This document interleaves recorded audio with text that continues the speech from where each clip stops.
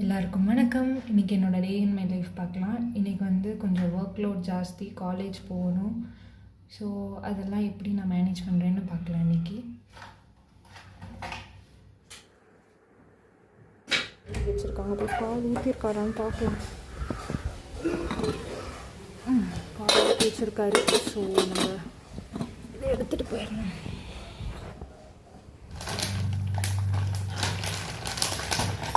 So யார் யாருக்கெல்லாம் peanut butter பிடிக்கும்னு சொல்லுங்கள்.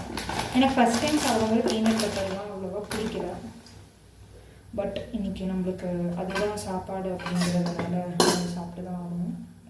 கொஞ்சம் ஹீட் ஆகிடுச்சு வேணும். மொத்தமாகவே இவ்வளோ தான் இருக்கிறேன், ஏன்னா எனக்கு அவ்வளோ பிடிக்காது.